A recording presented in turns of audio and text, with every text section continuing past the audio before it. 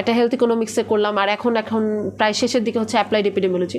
তো 2টা post graduation শেষ করলাম, ইমার্জেন্সি মেডিসিনে পোস্ট গ্রাজুয়েশন চলতেছে। সো এই তো পড়াশোনা মাঝে মাঝে চাইলে যে করা যায় না ব্যাপারটা তা না, দুইটার টাইম। আমার যখন পরীক্ষার টাইম থাকে বা আমার যখন পড়াশোনার টাইম থাকে, আমি ওই 1-1.5 মাস আমাকে খুঁজেই পাওয়া যাবে না, মানে আমার মতো সোশ্যাল মিডিয়া থাকতে হবে। হ্যাঁ, আবার যখন না আসলেই যখন আমার কোনো পরীক্ষা থাকে, আমাকে 2-3 মাস সোশ্যাল মিডিয়াতে দেখা যায় না। 2-3 মাস মানে একটু বেশি বলে ফেলছি, 1 মাস 1.5 মাস আমি অত পড়তে পারি না টানা।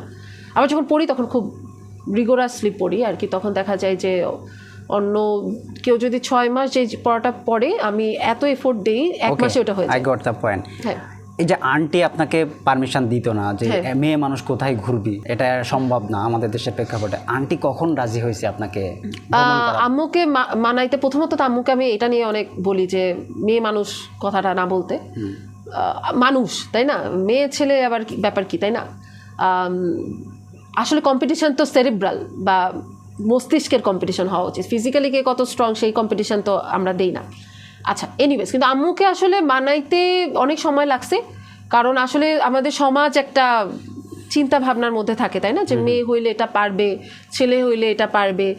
মেয়ে মানে হচ্ছে একটু রান্না বান্না পারতে হবে, ছেলে মানে তুমি কান্নাকাটি করতে পারবে না, এই টাইপের মানে সবকিছুর একটা জেন্ডার রোল আমাদের আমরা ঠিক ওইভাবে গ্রো আপটাও হয় এবং সমাজও এরকম এক্সপেক্ট করে।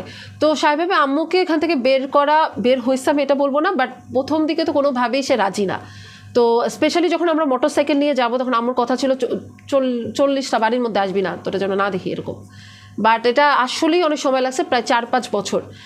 এখন আমাদেরকে অনেক মেয়েরাই বলে যে আপু বাসাকে ম্যানেজ করতে পারতেছি না। তো তাদের জন্য আমি যেটা বলি যে তোমরা কি আসলে 4-5 বছর চেষ্টা করছো আমার মতো লাইগা থাকছো? মনে হয় না, ঠিক আছে। সো চেষ্টা করলে হবে, এটা ঠিক আছে, যখন স্পেসিফিক্যালি তারা বুঝবে যে তুমি কোনো ভুল করতেছো না কোনো কিছু। So you are just only travelling, হ্যাঁ, এখানে কোনো ভুল নাই, তুমি দেশের প্রকৃতি দেখতেছো, বিদেশের প্রকৃতি দেখতেছো, কালচারের একটা চেঞ্জ দেখতেছো, হ্যাঁ, ওইটা যখন এটার থেকে বড় লার্নিং আর কিছুই নাই।